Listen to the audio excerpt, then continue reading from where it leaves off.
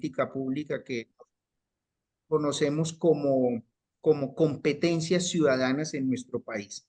Para entender un poco lo que a mí me ocupa como investigador es poder entender que esta propuesta ministerial, este enfoque, tiene unos fundamentos filosóficos porque no nace de la nada, hay un sustento, hay una intencionalidad detrás de esta propuesta y pues digamos que ahí parte nuestro interés, nuestro entusiasmo por investigar este enfoque comparado precisamente con las concepciones que tienen los maestros que administramos ese enfoque ministerial dentro del campo educativo, porque hemos visto a lo largo de estos 20 años que hay una disyuntiva, que hay una ruptura entre lo que plantean estos documentos y lo que en la práctica pedagógica, en las instituciones educativas, se vive, se experimenta y se puede observar precisamente dentro de esa capacidad que tenemos de influir en nuestros sujetos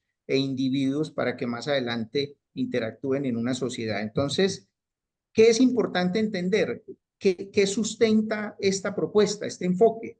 Y pues básicamente esto me remite a cómo ese concepto de ciudadanía en América Latina, pero para centrarme en Colombia, pues está influenciado por tres factores muy particulares que han llevado al debate académico precisamente este tema de la ciudadanía o de la formación ciudadana como tal. ¿Cuál es ese primer factor? Que hay una insatisfacción con la calidad de la vida democrática, pues estoy hablando básicamente de la segunda mitad del siglo XX. Hay un surgimiento de nuevos actores políticos con nuevas demandas dentro de la esfera pública, es decir, surgen o emergen nuevas democracias, por ende nuevas formas de ciudadanía o ciudadanías. Y un tercero, y es una evidente crisis de la ciudadanía social y los recortes sistemáticos al estado de bienestar. Esos tres factores han influido significativamente en la posición actual que tiene el tema de la formación ciudadana, especialmente cuando dentro de la academia se generan estos debates o estos espacios para poder vislumbrar cuáles son las falencias que tiene ese enfoque hoy en la aplicación, en la realidad, en la implementación. Esto me lleva a tratar de entender que, por ejemplo, en la primera mitad del siglo XX hubo una influencia muy fuerte de las reformas liberales en toda América Latina prácticamente, pero esas reformas liberales, si nos centramos en el campo educativo, se caracterizaban porque promovían modelos de escuela nueva, escuela activa, el sujeto era entendido como un sujeto autónomo, laico, democrático, digamos que en contraposición con la última mitad o la finalización del siglo XIX, donde la educación republicana era muy centrada en una instrucción cívica, casi que un catecismo político inspirado en el dogma católico. Entonces, esa primera mitad del siglo XX se ve influenciada por esas reformas liberales que entiende a la escuela como un dispositivo de modernización del Estado y surgen allí, pues, o surge un auge por los estudios sociales. Ya en la segunda mitad del siglo XX, hablamos dentro del debate académico de unas décadas o de la década de las competencias. Empieza esta noción a tomar fuerza. Nosotros hemos detectado por lo menos dos tipos de causas, unas locales y unas mundiales. Dentro de las locales, en nuestro contexto colombiano, hablamos de una segunda mitad del siglo XX bastante compleja, décadas de violencia, bipartidismo, exclusión social. Hoy es una fecha muy interesante porque además de tener la oportunidad de compartir con ustedes, hoy 9 de abril en Colombia se conmemora un día muy especial que es el Día Nacional de la Memoria y Solidaridad con las Víctimas del Conflicto Armado. ¿Por qué? ¿Por qué hoy 9 de abril? Porque el 9 de abril de 1948, hace 77 años, asesinan a un líder político llamado Jorge Eliezer Gaitán, que encarnaba precisamente toda esa disrupción frente a ese modelo bipartidista, excluyente, que no tenía en cuenta la periferia centralista y que pues propendía por defender a una élite política que estaba arraigada o sigue arraigada dentro de ese poder sistemático. Entonces, esas son unas causas locales. Las causas mundiales tienen que ver con la mundialización de la cultura, la estandarización, obedecer a las necesidades del mercado, la apertura económica, alineamientos internacionales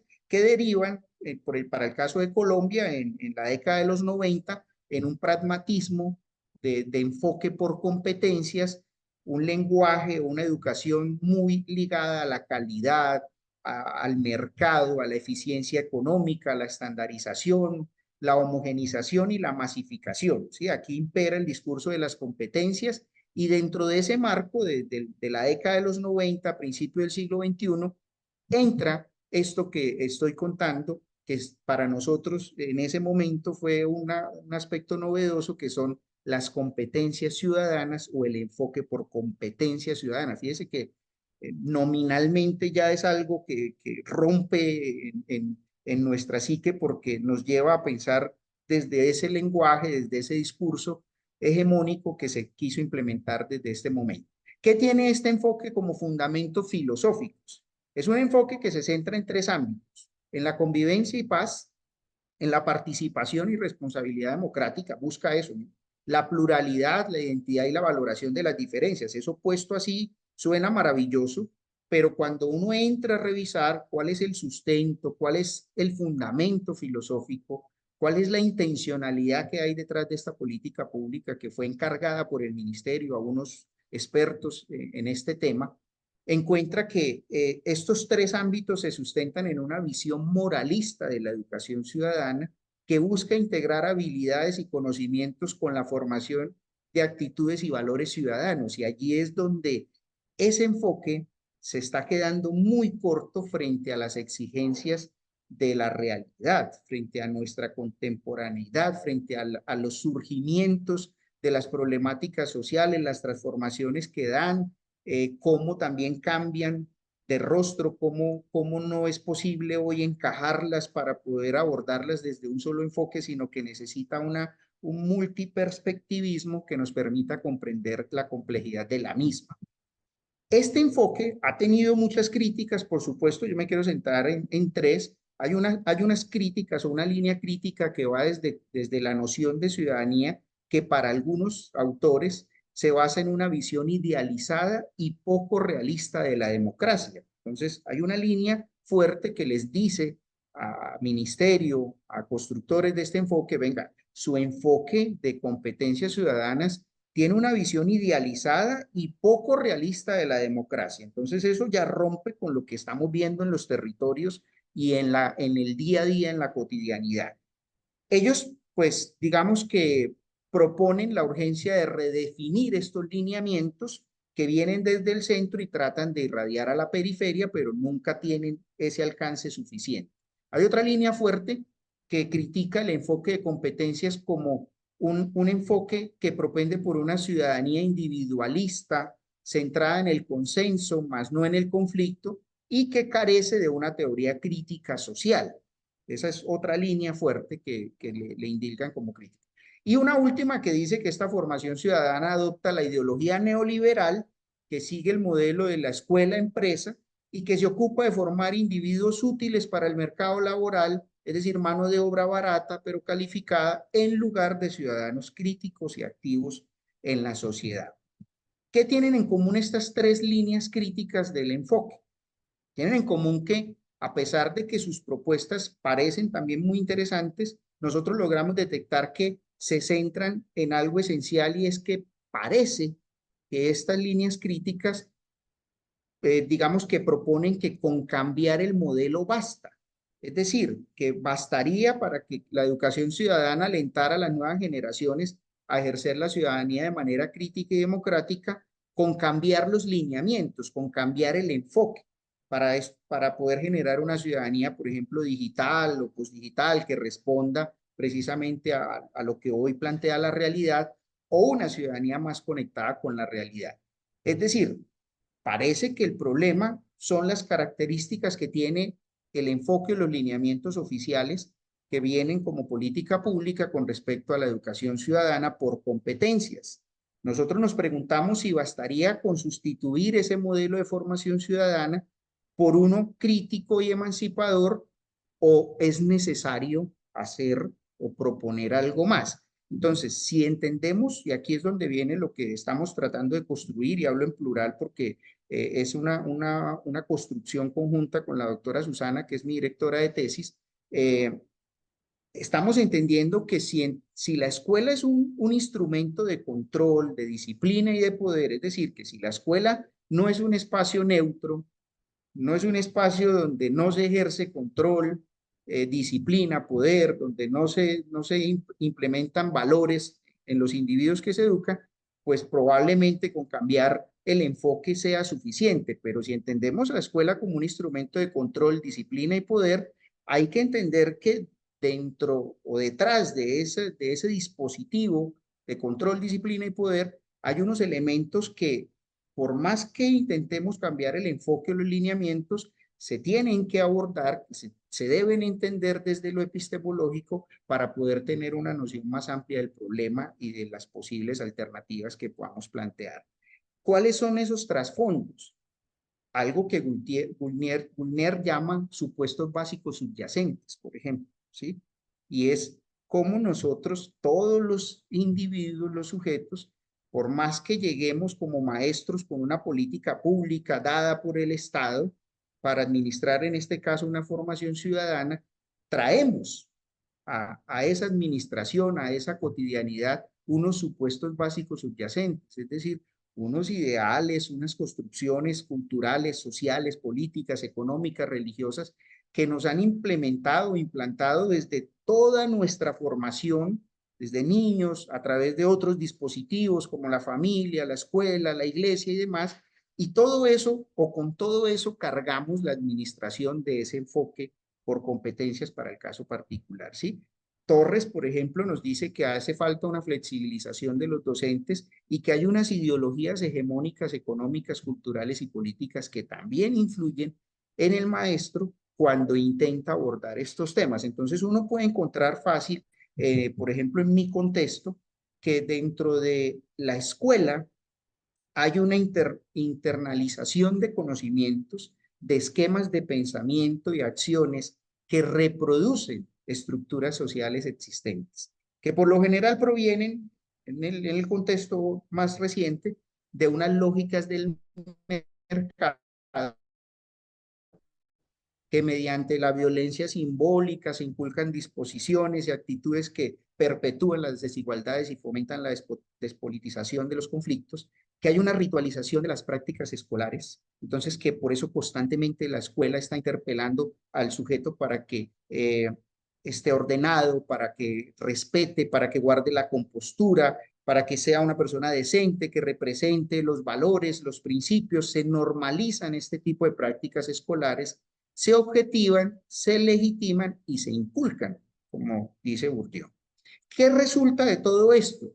Un concepto, una noción que nosotros manejamos que genera una identificación emocional de las personas con cualquier práctica colectiva que sea institucionalizada. Entonces, por más que los lineamientos me hablen de unos aspectos específicos, cuando yo me identifico emocionalmente con esa práctica colectiva institucionalizada, ahí entran en juego esos supuestos básicos subyacentes, esos hábitos mentales, esas estructuras sociales que se reproducen a través de mí cuando impacto sobre el otro. Eso en la escuela, ¿qué significa? Que tenemos unos maestros encargados de una educación ciudadana que podrían estar influenciados por todos esos factores que comprometen y podrían reducir su capacidad para fomentar el pensamiento crítico y la acción social transformadora, y que además podrían reproducir actitudes de sumisión y docilidad ante la autoridad, perpetuando así las condiciones sociales, políticas, económicas existentes. Más allá de todo esto, los cuestionamientos que suscitan, digamos que la reflexión, se incluyen desde diferentes aspectos, ¿sí? Dudas acerca de si en aras de que la educación ciudadana persiga una posición crítica y una acción decidida de transformación social, baste para ello con sustituir el modelo que actualmente la orienta por uno crítico y alternativo, o sea necesario devolvernos a escudriñar un poquito o mucho allá en eso que es básico, que es sustancial de lo que venía mencionando antes, porque las críticas que tiene el modelo por competencias en Colombia son críticas que se han centrado en el modelo como tal para proponer una recomposición de los lineamientos, pero no se han ido a la base, al sustento filosófico, a los supuestos básicos subyacentes que tiene ese modelo, porque detrás de eso hay una intencionalidad con unos dispositivos de poder que buscan otros intereses o tienen otros intereses. Entonces, ¿qué les puedo contar para terminar mi intervención y pues ceder la palabra a los otros panelistas de mi contexto colombiano? Tenemos un modelo, un enfoque por competencias que tiene 20 años de vigencia, que fue planteado, formulado en el 2004, pero que si en ese momento no respondía a la realidad, hoy menos. Entonces es un modelo que está en toda nuestra planeación curricular, desde el nivel inicial hasta la educación superior, pero que no responde a los problemas reales que enfrenta hoy el individuo como un individuo que tiene que aprender a ser o actuar como ciudadano que entiende la complejidad de esa realidad y debe actuar frente a ella de la manera que ella se lo exige.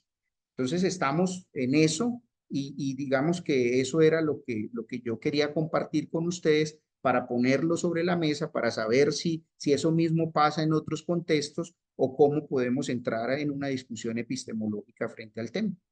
Muchas gracias. Bueno, muchísimas gracias. Eh, la verdad, un orgullo para mí ser tu directora de tesis con tu posicionamiento, un orgullo para el doctorado en educación de Argentina, de la Universidad Nacional de Rosario. Me parece que expusiste algunos conceptos muy relevantes, importantísimos, porque en realidad en toda América Latina y bueno, podemos decir que también en países no solo latinoamericanos, iberoamericanos, sino europeos y afroasiáticos, se está hablando de esta educación por competencias y se sigue de algún modo reivindicando ese modelo que nosotros en Argentina tuvimos en los 90 y otrora, ¿no? En muchísimos gobiernos, donde se homologa el concepto de educación a mercadotecnia. O sea, tenemos que formar ciudadanos para el mercado. O sea, no tenemos que formar ciudadanos para la emancipación, la decolonización y la liberación, sino reproducir esto que vos decías, ¿no es cierto?, de estos modelos que están dentro de un modo de producción capitalista que se monta sobre las desigualdades sociales y genera cada vez más exclusión. Ese es el objetivo fundamental. Así que a mí me parece tu tesis es muy, muy importante y muy relevante va a ser para nuestro doctorado. Te agradezco muchísimo, te felicito. Tu capacidad crítica y reflexiva realmente nos llena de orgullo. Al doctor Avendaño estoy segura que también, ¿no? Como doctorando de nuestro doctorado. Así que muchísimas gracias. Y después, bueno, le vamos a dar lugar a la profesora Celsa, ¿no? Desde Uruguay, y vamos a escuchar después al doctor Fernando y finalmente vamos a abrir a preguntas del auditorio que quieran, ¿no es cierto?, hacerles a cada uno de ustedes. Así que muchísimas gracias, Gilberto. Bueno, le damos la palabra a la querida colega Celsa Puentes Nogueira.